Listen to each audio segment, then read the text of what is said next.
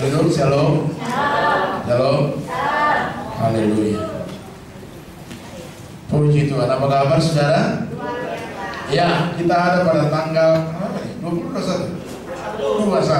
Belum terlalu terlambat kalau seandainya saya mengucapkan selamat tahun baru. Amin saudara. Puji Tuhan. Saudara-saudara sekalian, sebentar saudara akan menerima roti dan anggur perjamuan suci. Saya percaya bahwa di balik perjamuan kudus ini ada kuasa Tuhan yang besar. Yang percaya katakan amin.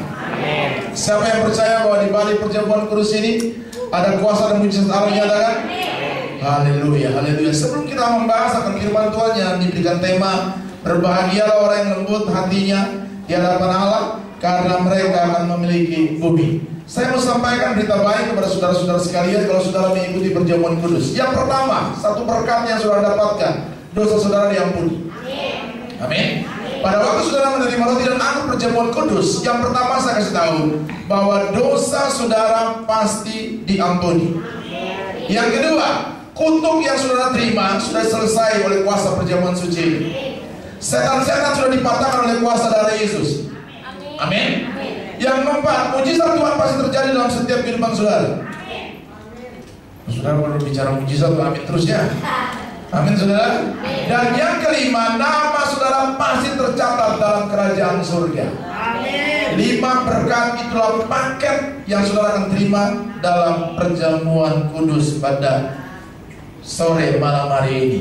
Tapi sebelum saudara menerima perjamuan kudus itu, saya akan memberikan beberapa hal-hal penting berkaitan dengan khotbah Tuhan Yesus di bukit. Matius pasal 5 ayat yang kelima. Karena harus ada tema, maka saya harus berbicara mengenai tema ini saudara.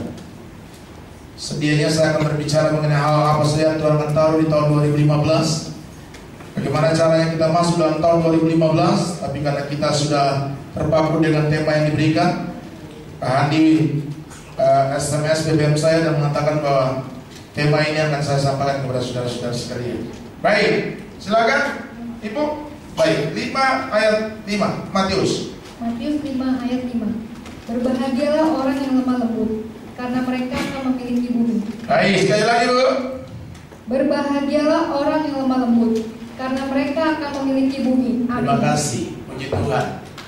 Saudara sekalian, saya pelajari di dalam Alkitab. Saya kurang begitu pintar dalam menyampaikan kata-kata yang sifatnya bahasa Inggris, saudara. Saya kalau khotbah atau berbicara sedikit-sedikit kata bahasa Inggris agak minder dengan Pak Markus.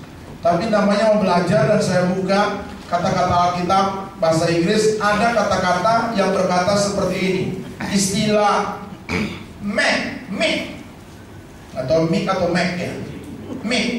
Make itu katanya lemah lembut dan seringkali disalahartikan dengan kata kelemahan. Saudara perhatikan ini. Ada orang yang salah mengartikan kata lemah lembut yang saya kasih tahu tadi, make dengan weak, kelemahan. Saudara-saudara sekalian, ada perbedaan yang sangat mencolok di sini antara kata lemah lembut dan kata kelemahan. Saudara-saudara sekalian, kalau kata lemah lembut yang dipergunakan oleh Tuhan Yesus pada waktu khotbah di bukit, itu saudara-saudara sekalian adalah kata yang sifatnya penuh dengan kuasa. Tapi kalau saudara mengartikan kata kelemahan, maka pasti ada referensinya, yaitu apa? Mudah dipengaruhi. Apalagi tidak bernyali, tidak bersemangat. Nah, kalau saudara-saudara memperhatikan kata ini, jangan salah mengartikan bahwa perkataan Tuhan Yesus di bukit dalam berbahagialah orang yang lemah lembut karena mereka akan memiliki bumi. Nanti saya akan berbicara sedikit mengenai perjanjian lama yang kita akan belajar dari seorang pribadi yang bernama Musa dalam kitab Bilangan. Sama halnya dengan Tuhan Yesus mempunyai hati yang lemah lembut. Nah, orang yang punya hati yang lemah lembut ini adalah orang yang mewarisi bumi. Yang setuju katakan amin. Ya, itu dulu ya. Saya khotbahnya suka di tempat ini karena kalau saya mengatakan amin, saudara semangat sekali. Nah, seorang yang bernama W.E. Fine dalam seorang ahli bahasa Yunani, Kelemah lembutan yang diperlihatkan Tuhan dan diberikan kepada orang percaya itu adalah power of God, the power of God, kuasa dari Tuhan.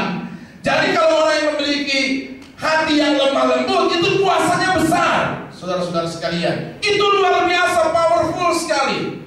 Orang-orang tersebut, kalau saya akan berbicara nanti mengenai masalah Musa dalam kitab Bilangan, orang yang memiliki hati yang lemah lembut tidak bisa digoyahkan oleh kondisi apapun juga. Karena orang-orang tersebut, Alkitab berkata, akan mewarisi bumi ini, akan mewarisi alam semesta ini. Kalau hatinya lemah lembut, the power of God itu, kuasa yang luar biasa di dalam kelemah lembutannya Tuhan. Saudara yang pahami itu dulu. Mari kita bahas satu persatu, saudara-saudara sekalian, dalam Bilangan tadi yang saya sampaikan kepada saudara. Bilangan pasal yang ke-12 ayat yang ketiga. Bilangan pasal 12 ayat yang ketiga. Bilangan 12 ayat ketiga. Adapun Musa ialah seorang yang sangat lembut hatinya, lebih dari setiap manusia di atas muka bumi. Nah, saudara sekali lagi baca pelan-pelan, Ibu. Adapun apa? Adapun Musa ialah seorang yang sangat lembut hatinya. Iya, lain dengan lemah ya. Lain dengan lemah, lembut hatinya di situ tidak ada seorang pun yang bisa mengalahkan dia pada zaman tersebut. Dan Alkitab berkata bahwa orang yang punya hati yang lemah lembut ini akan apa? Mewarisi apa? Bumi. Dan Alkitab berkata pada zamannya Musa tidak ada seorang pun yang lemah lembut seperti Musa. Ini luar biasa. Ada orang yang coba mengoleh dia, itu hasilnya terkutuk loh. Wah, hebat ini. Saudara mau percaya? Coba baca dari ayat pertama supaya saudara mengerti ini kisah Musa. Baca, Ibu.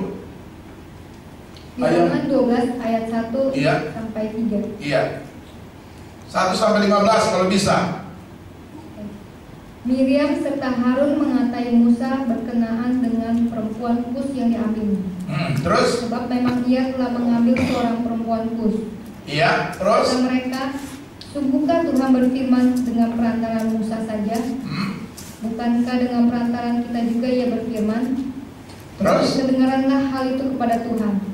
Adapun Musa ialah seorang yang sangat lembut hatinya, lebih dari setiap manusia yang di atas muka bumi. Iya, terus? Lalu berfirmanlah Tuhan dengan tiba-tiba kepada Musa, Harun dan Miriam, keluarlah kamu bertiga ke kemah pertemuan. Iya. Maka keluarlah mereka bertiga. 5. Lalu turunlah Tuhan dalam tiang awan dan berdiri di pintu kemah itu. Lalu memanggil Harun dan Miriam. Maka tampillah mereka keduanya. Jadi ada 3 tokoh di situ ya, Harun, Miriam dan Musa. Musa seorang yang lemah lembut kata Alkitab. Jadi orang yang lemah lembut tidak bisa main-main, saudara-saudara sekalian. Harun mencoba menghina dia, Miriam mencoba menghina dia. Nanti saudara mendapatkan apa yang Tuhan katakan di situ. Terkutuk mereka, sakit kusta mereka. Wah, takut kita. Terus, ayat 6. Lalu berfirmanlah ia, dengarlah firmanku ini. Jika di antara kamu ada seorang nabi, maka aku, Tuhan menyatakan diriku kepadanya dalam penglihatan. Aku berbicara dengan dia dalam mimpi. Bukan demikian hambaku Musa, seorang yang setia dalam segenap rumahku. 8. Berhadap-hadapan aku berbicara dengan dia, terus terang, bukan dengan teka-teki, dan ia memandang rupa Tuhan. Mengapakah kamu tidak takut mengatai hambaku Musa? 9. Sebab itu bangkitlah murka Tuhan terhadap mereka. Bangkitlah murka Tuhan terhadap siapa? Mereka itu siapa? Miriam dan Harun.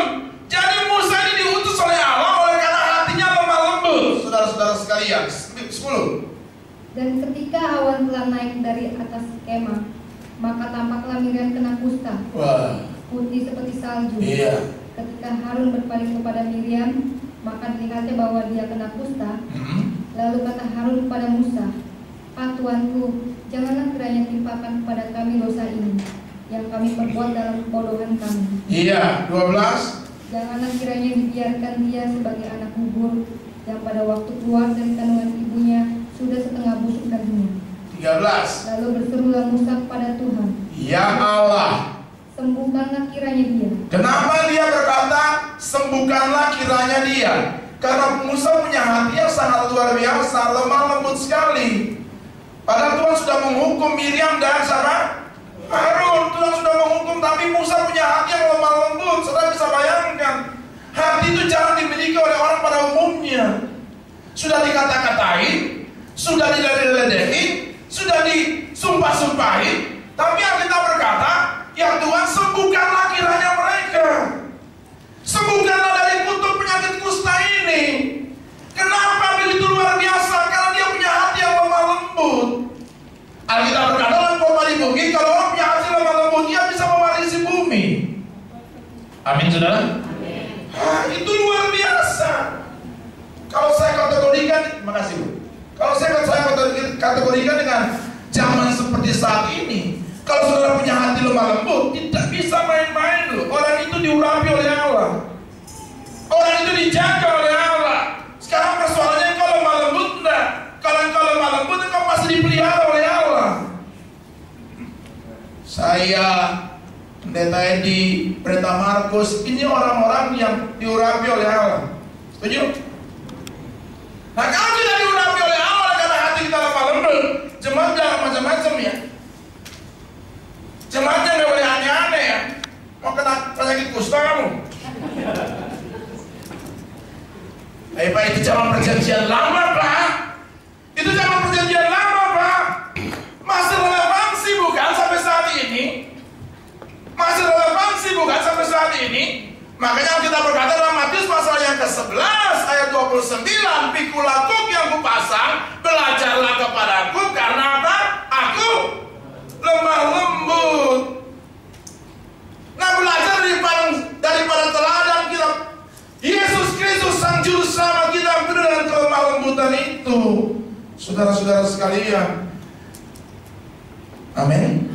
Amin. Makanya tidak salah kalau dulu Tuhan menuliskan itu perkataan luar biasa di khotbah di bukit. Berbahagialah orang yang lemah lembut, karena mereka akan mewarisi bumi, mewarisi dunia ini. Hebat itu. Lemah lembut sini bukan berarti engkau lemah ya. Lemah lembut ini bukan seperti orang-orang di Taman Lawang. Halo, bukan begitu. Lemah lembut tadi yang saya sudah kasih tahu bahwa Tuhan punya kuasa di dalam kelemah lembutan itu kan. Amin. Harus begitu.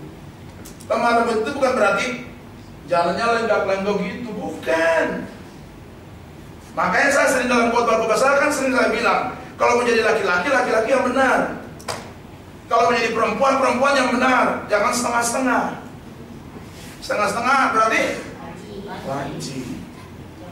Bencong gitu, saudara sekalian. Tidak bisa. Kalau mau benar-benar terima berkat, harus sungguh-sungguh. Harus punya hati yang lemah lembut. Karena orang yang ada hatinya lemah lembut ini nggak bisa dipermainkan. Nggak bisa. Kemarin saya buka-buka Facebook dan saya lihat-lihat khotbah Chelsea, Pak Mat yang khotbah itu juga berbicara mengenai apa namanya, khotbah di bukit ya. Kalau nggak salah berbicara mengenai berbahagia orang yang miskin. Saya lihat itu khotbah, tapi karena kepanjangan saya cuma sampai 20 menit. Saya lihat itu khotbah beliau. Beliau juga sampaikan di situ bahwa ada artinya lemah lembut di situ. Cuma sedikitnya artinya mereka dalam arti kemiskinan itu artinya begini, butuh akan Tuhan. Kita tidak ada apa-apanya, butuh akan Dia. Ketergantungan kita akan Tuhan itu lebih daripada segala-galanya. Yang kurang tekankannya di situ. Yang kurang tekankan mengenai kelemah lembutan, bukan kelemah lembutan itu. Nanti juga kita akan masuk dalam poin-poin selanjutnya, saudara-saudara sekalian. Saya akan bahas 3 hal penting aja kepada saudara. 3 hal penting aja. Kalau 4, 5 mungkin saudara punya 3 aja. Nah, berkaitan dengan apa yang kita bacakan di dalam Bilangan pasal 12 tadi, belajar dari peristiwa kehidupan Musa, sedikitnya ada 3 hal yang kita pelajari. Yang pertama, orang yang lemah lembut adalah orang yang selalu marah pada waktu yang tepat.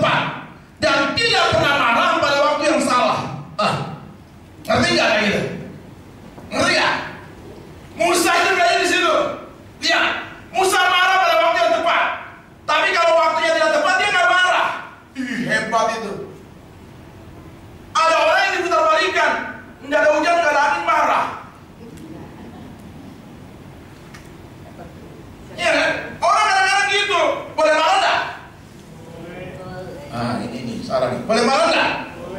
Boleh. Yesus juga marah kan? Yesus juga pernah marah nggak? Pernah.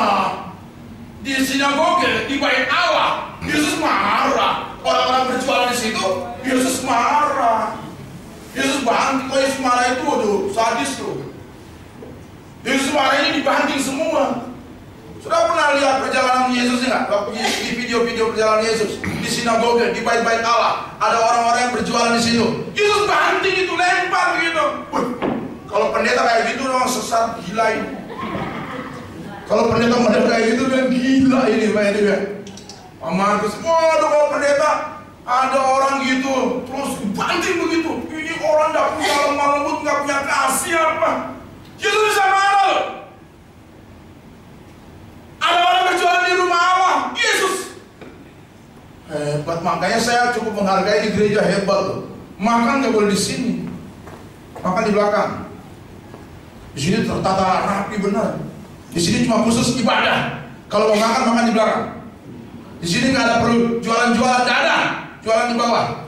Hebat, dijaga di rumah Allah ini, dijaga. Sedemikian rupa. Kalau di gereja kami di Bogor makan dalam ruangan, makan begitu, wah seenaknya, karena mungkin karena gerejanya nggak bagus kali ya. Ya udah, ini bisa marah loh. Dia bisa katakan gini, kamu seperti kuburan yang luarnya apa? Putih, tapi dalamnya apa? Tulang belulang. Yesus kalau marah kayak gitu, waduh. Coba kalau seandainya saya datang kepada Pak Edi, itu saya bilang, Pak Edi seperti kuburan yang luarnya putih, tapi dalamnya tulang belulang, tersinggung. Kalau saya datang kepada Pak Markus, jangan jasnya doang yang putih.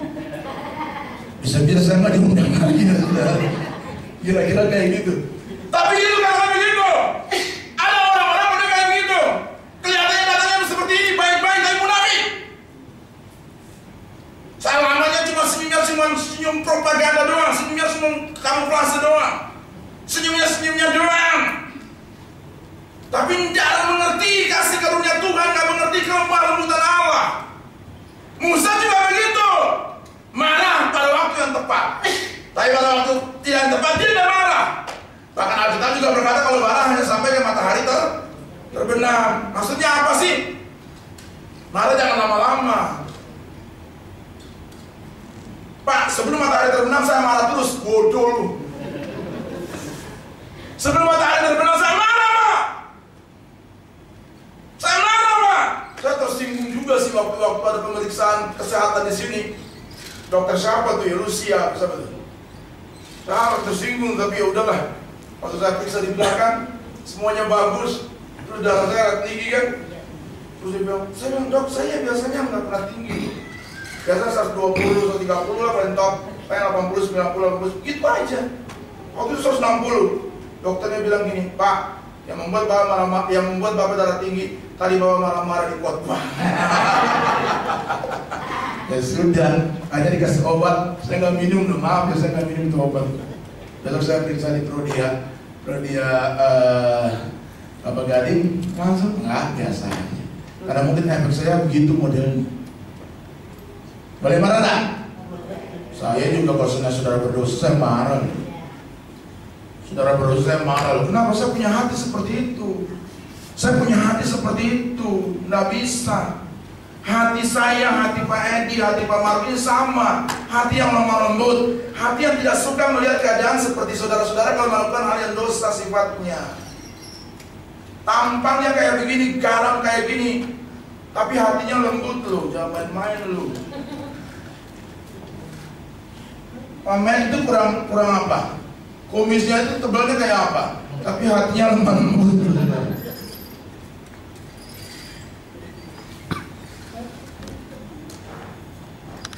Hati yang lemah lembut. Amin. Marah boleh tak? Boleh. Zaman sekarang ini, ya saya juga orang tua. Kadang-kadang kita juga jangan gaptek-gaptek banget lah Pak. Tuh, Saya juga kadang-kadang periksa itu Twitter, periksa Uber, periksa apalah, Instagram, apa segala macam. Meskipun nggak ngerti-ngerti banget, tapi ya cukup ngerti lah dikit-dikit. Maksudnya apa sih? Lihat anak-anak kita. Saya kadang-kadang lihat, kalau misalnya anak saya tulis macam-macam di Twitter, marah sekali saya. Kau mempermalukan Tuhan, mempermalukan anak bapakmu, kamu tahu nggak bapakmu siapa? Begitu loh. Makanya ibu-ibu jangan gaptek-gaptek banget ya, kamu dibohongin anakmu. Ini banyak anak-anak sekolah nih. Anak-anak sekolah nih, hati yang memang lembut ya. Amin. Anak-anak sekolah kan saya udah berkali-kali kan. Saya lihat mereka punya handphone juga, handphone hebat-hebat itu. Anak-anak orang kaya kok. Anak-anak orang diberkati Tuhan kok. Sudah berapa kali saya ketemu kan, mereka tinggal cas kebuka. Kalau kamu tidak bisa menjaga hidupmu sedemikian rupa, bahaya hidupmu nanti. Di sini kurang apa sih? Apalagi punya handphone yang cukup canggih, kurang apa sih? Bukan langsung gambar-gambar porno bisa lihat semua kok. Bisa. Nah, hati yang seperti itu yang Tuhan butuhkan, hati yang marah itu, marah yang kudus kalau boleh saya kasih kata-kata seperti itu. Supaya apa? Kalau kamu salah, saya marahin kamu. Seperti itulah kira-kira Tuhan. Kalau kamu marah, ya kamu ditegur. Kalau kamu marah, kamu ditegur. Kalau salah, kamu ditegur. Salah ditegur. Salah lagi dihajar kamu. Kayak begitu. Itu Tuhan kayak begitu. Amin. Tuhan baik gak? Baik. Lemah lembut gak? Lemah lembut. Penuh kasih gak? Penuh kasih. Tapi saatnya dia tegur bener loh. Dia ajar bener loh. Kita tidak ada apa-apanya dengan Tuhan. Saya perhatikan caranya Tuhan itu luar biasa. Dia obrak-abrik benar loh. Dia katain orang benar loh. Mau nggak saya bilang saudara? Ular beludak kamu. Mau nggak saya bilang gitu buat saudara? Tersinggung kan? Tuhan mengatakan kamu ular beludak. Kamu di luarnya baik, dalamnya busuk kamu. Oh kayak gitu Tuhan. Kalau saya katakan, Andrew, ular beludak kamu. Saya yakin mobil saya langsung nggak boleh masuk di ruang Saint Nicholas seperti ini. Kira-kira seperti itu. Atau saya bilang, Pak Yohanes, ular beludak kamu. Saya yakin nggak bakal saya ditelepon. Ulang-ulang tahun, ngapain kasih dia doa-doa pembukaan? Ngapain kasih dia doa-doa firman? Natal segala macam, nggak usah. Tapi Tuhan ada kompromi dengan masalah seperti itu. Tuhan tidak kompromi dengan apa yang saudara lakukan. Baik saudara diberkati, tidak baik saudara pasti ditegur oleh Tuhan. Marah tepat pada waktu yang tepat. Marah tepat pada sasarannya. Marah tepat pada waktunya. Itu yang Tuhan ajarkan melalui seorang pribadi yang bernama Musa. Yang kedua, orang lemah lembut adalah orang yang memiliki sikap sabar, perasaan yang terkendalikan, karena ia menyadari bahwa hidupnya adalah kendalinya Allah. Sabar. Mari, sabar bu, sabar pak. Kalau doa-doamu belum dijawab Tuhan, sabar. Pengkhotbah pasal yang ketiga ayat ke-11 berkata, Tuhan membuat segala sesuatu indah pada waktunya. Waktunya loh, waktu Tuhan loh, bukan waktu kita loh. Doanya belum sampai, belum didengar, belum dijawab Tuhan, kita sudah minggat. Doanya belum didengar oleh Tuhan, kita sudah minggat. Kita sudah bantu doa, pendeta Markus sudah bantu doa, tapi kalau belum dijawab Tuhan mau apa? Kalau belum dijawab Tuhan mau apa? Saya kasih tahu pada jemaat saya gini, ada yang dua orang masih muda, umur perkawinan 2-3 tahun, masih membutuhkan, mau minta doa. Om, doakan supaya tahun ini kami diberikan keturunan. Saya doa, siang dan malam saya doa. Hari Minggu kalau bisa saya tumpang tangan, tumpang perut, segala macam. Tapi kalau Tuhan belum kasih, belum apa? Mau apa kita? Nggak bisa melawan kehendak Allah. Semuanya atas restu dan kehendaknya. Amin.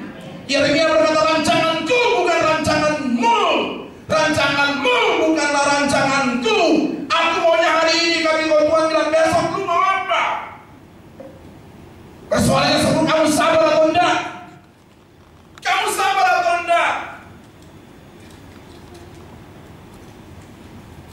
Samuel, kok nggak ada lucu-lucunya? Hari ini ada lucu-lucunya. Hari ini saya mau keras kepada saudara-saudara sekalian. Amin. Sabar. Dan kadang-kadang kau minta sabar, Tuhan langsung kasih kepadamu. Buktinya apa, Pak? Di sini mungkin tidak ada kali ya. Banyak gereja-gereja. Tuhan aku minta roh kesabaran. Pada waktu pulang gereja, dia cari tunggu taksi lama sekali. Tidak dapat taksinya, dia marah-marah. Roh Kudus ingatkan dia, bukankah engkau tadi mengatakan aku minta roh kesabaran? Langsung ujiannya. Tuhan aku minta roh kesabaran. Tanpa disadari Tuhan langsung berikan ujiannya. Tunggu taksi 5 menit nggak datang, setengah jam nggak datang, 1 jam nggak datang, ngoceh-ngoceh, marah-marah. Taksi apaan nih? Kok begini modelnya? Roh Kudus ingatkan, anakku, bukankah kamu tadi di gereja minta kepadaku roh kesabaran? Aku berikan ujiannya, kamu sudah gagal. Sabar. Remalan itu berbicara mengenai sabar. Anak-anak muda, hari ini kau belum mendapat jodoh, sabar. Rekan adik saya terkasih, Andrew Susanto. Saya juga tahu mungkin dia udah punya pacar. Sebatas pandangan mata saya, belum ada gandengan, sabar. Tapi mungkin sudah punya. Puji Tuhan. Sabar. Hari ini kalau kau berdoa, mau supaya Tuhan berikan pekerjaan yang lebih baik lagi, saya di tempat ini saya beritahukan satu kata, sabar, Bu. Sabar, Pak. Ada waktunya di mana Tuhan memberikan yang terbaik bagimu. Dan sampai kau terheran-heran, luar biasa Tuhanku, dahsyat Tuhanku. Kenapa? Tuhan sedang melatih kesabaran hidupmu. Tuhan sedang melatih kesabaran hidupmu. Saya sering berikan contoh kepada saudara. Kalau ibaratnya saudara ada di angka yang ke-1, berkat Tuhan ini ada pada angka yang ke-10. Persoalannya saudara sudah terus melangkah atau belum? 2, 3, 4, 5, 6, 7. Sebenarnya 3 langkah lagi untuk engkau meraih berkat itu. Tapi karena engkau tidak sabar, engkau mengeluh, berkat itu naik kepada 12, engkau mundur kepada 8, 7, 6, mundur lagi. Engkau tidak sabar, Pak. Engkau tidak sabar, Bu. Adik-adik muda, engkau tidak sabar. Pacaranmu main cepat, pacaranmu langsung enak. Pokoknya kalau aku pacaran aku mesti ciuman, kalau aku pacaran aku mesti pegang-pegangan, kalau aku pacaran aku mesti melakukan seks sebelum menikah. Bahaya hidupmu. Bahaya hidupmu. Adik-adik muda, dengar ini. Dengar ini. Tuhan mengasihi hidupmu. Tuhan punya rencana yang baik atas hidupmu. Jaga hidupmu sedemikian rupa. Sabar. Kok aku masih tetap bodoh ya? Tetap sabar dan belajar dan mengandalkan Tuhan. Tuhan akan berikan yang terbaik bagi hidup. Setia terus. Setia dalam beribadah. Kalau sampai saat ini Tuhan belum menyatakan berkatnya, setia terus. Setia terus. Setia terus. Dalam 2 Korintus pasal yang ke-5 ayat yang ke-15 berkata, engkau mati, Tuhanku mati, supaya aku mempunyai kehidupan. Dia mati ada tujuannya, supaya aku punya kehidupan.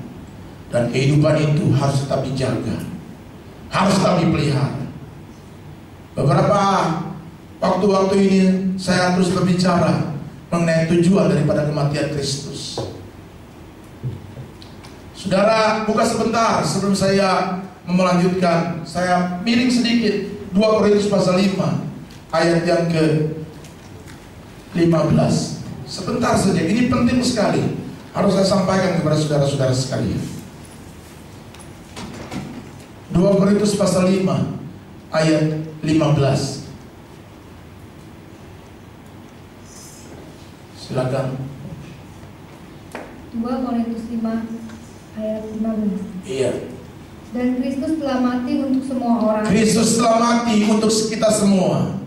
Supaya mereka yang hidup. Cukup. Yesus mati yang pertama supaya kita hidup. Katakan, aku hidup. Yohanes pasal 10 ayat yang 10 berkata, pencuri datang untuk membinasakan dan membunuh. Aku datang supaya mereka hidup mempunyainya, hidup dalam segala kelimpahan. Lihat baik-baik, saya akan jelaskan sedikit kepada saudara-saudara sekalian.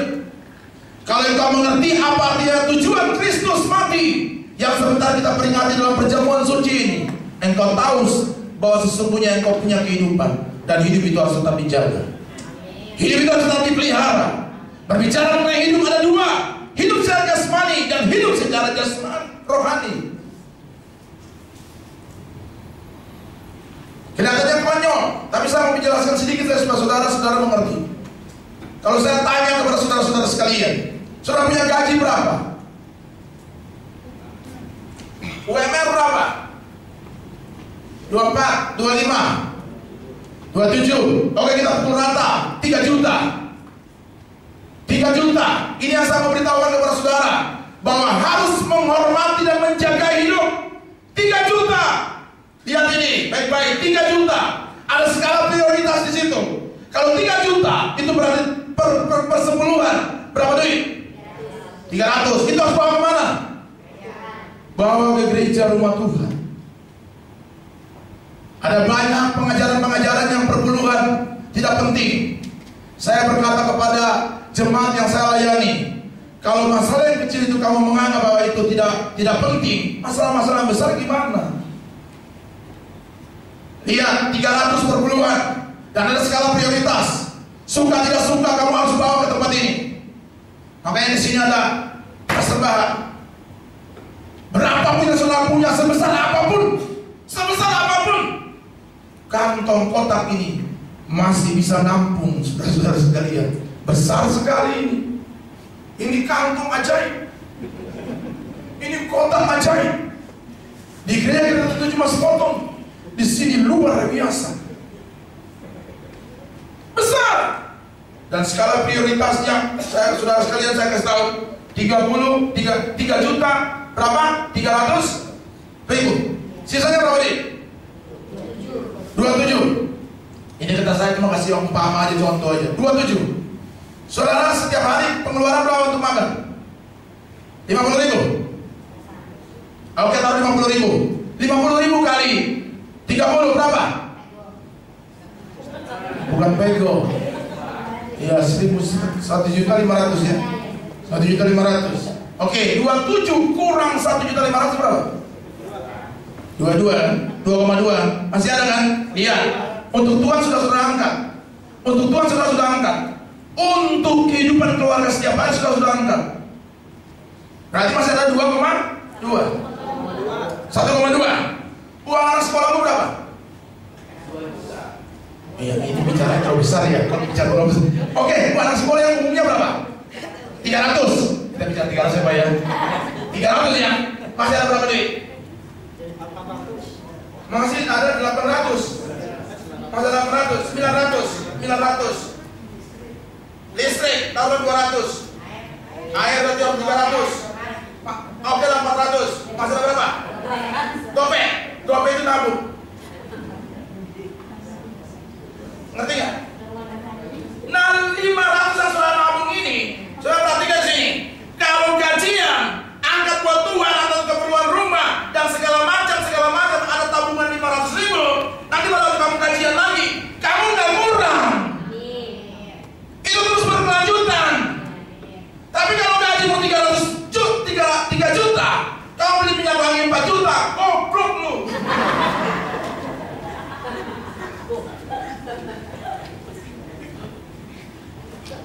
Gaji 3 juta, beli minyak wangi 150 ribu cukup. Ada tabungannya. Ngerti? Jadi kamu udah kurang. Itu berbicara mengenai contoh doang. Kalau gaji sudah 5 juta ya kalikan aja sendiri. Jangan foya-foya. Supaya nanti pada waktu kau gajian lagi ada tabungannya. Nah setelah itu apa?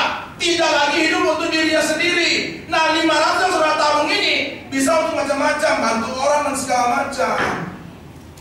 Mengerti? Itu yang saya ajarkan senantiasa untuk jemaat dan segala orangnya. Supaya apa? Tak kurang kamu. Supaya kamu gak minta-minta. Hidupmu tercukupi terus. Amin. Itu yang namanya kamu diberkati Tuhan. Ada peribahasa yang berkata besar pasar daripada kamu punya gaji cuma 3 juta. Kamu pergi ke Amerika, itu nggak cukup. Pergi ke Bogor aja, beribadah di rumah di gereja Pak Markus, selesai. Atau mau jalan-jalan ke Grogol, gereja Pak Edi. Kok? Amin. Nah baru hidup untuk orang lain sekitarmu. Saya sudah bilang kan, saya sudah kasih contoh berapa kali kan. Ya saya tinggal nggak jauh-jauh dari rumah Pak Markus. Ya beliau di Sunter, saya di Kelapa Gading. Rumah kami tuh, ya rumah saya juga nggak terlalu bagus-bagus banget. Rumah itu banyak yang tingkat 3, 2 mentereng. Saya punya rumah sederhana. Tapi mobil saya setiap kali masuk itu orang hormat. Itu sapam-sapam seperti itu hormat. Padahal saya kasih, saya sudah bersaksi kan. Saya cuma kasih 3.000, 4.000. Kemarin bensin naik saya tambahin 10.000. Sekarang turun lagi, yang saya mau turunin lagi. Turun lagi kan sekarang kan. Turunin lagi. Enggak. Pokoknya kita melimpah dah. Itu pokoknya di atas. Saya nyari satu hari saya bisa kasih 2-3 kali loh. 2-3 kali. Alam nama tuh, saya nggak bohong. 5.000, 10.000, 10.000. Orang punya mobil itu mentereng banyak-banyak loh. Tapi belum tentu mereka bisa kasih loh. Kenapa? Saya mau praktekkan. Hidupku ini bukan untuk aku saja, untuk orang-orang sekitarku juga. Dan saya percaya, saya kasih 10.000 buat orang, tidak membuat saya miskin kok. Saya kasih orang 5.000, 20.000, nggak membuat saya miskin. Saya diberkati Tuhan terus, ada banyak orang-orang yang mengasihi saya. Makanya di tempat ini kan, waduh, diberkati Tuhan habis ini. Luar dalam, jasmani, rohani di sini diberkati Tuhan. Luar biasa. Berarti ada yang kepala-kepala sini, pendatang dari sini, semuanya gemuk-gemuk. Pak Yohanes gemuk, Pak Edi gemuk, Om Teh juga gemuk saya gemuk, Pak Mek gemuk, semuanya gemuk di sini, mengembang ke kiri dan ke kanan.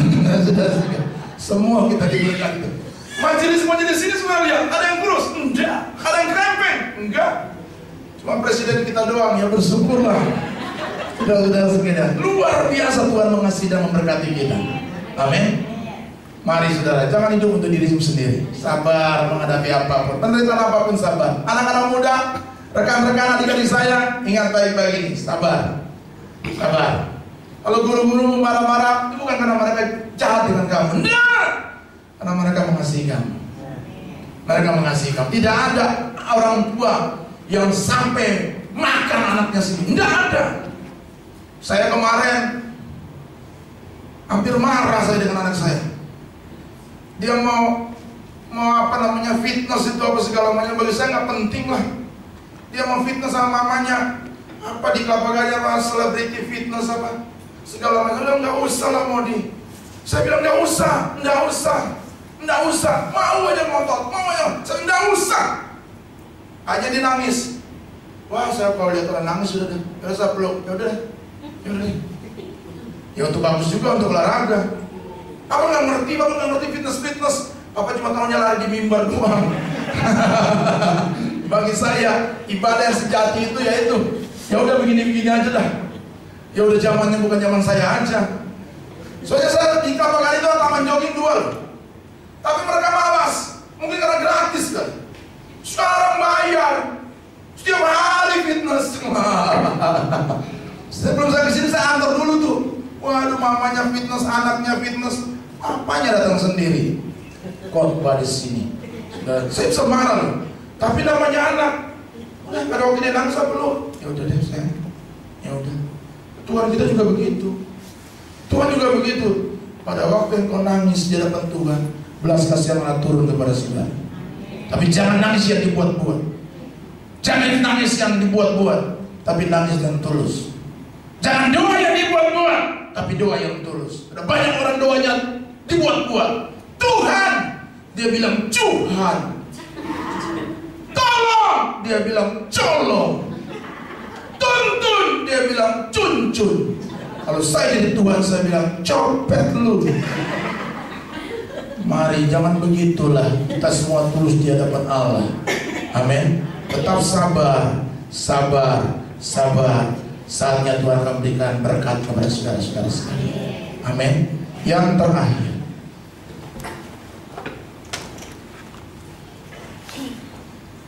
pemain musik siap-siap.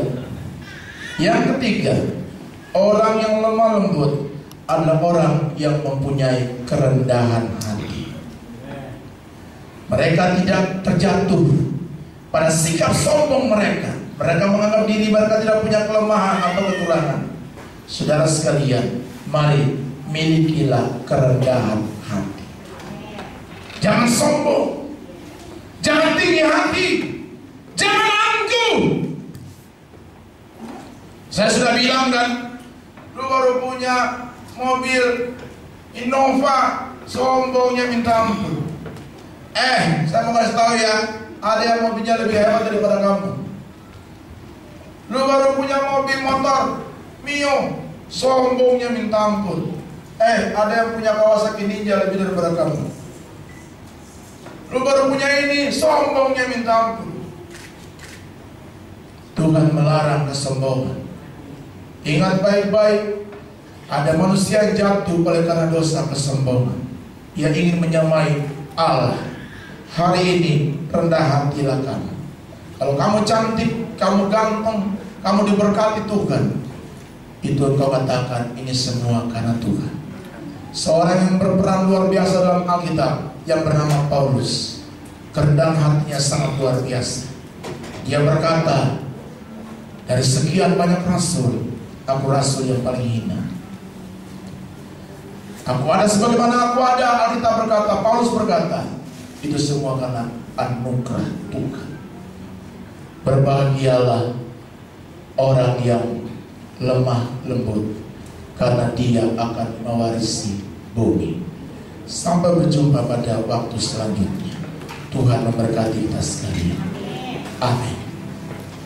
Minta lagi.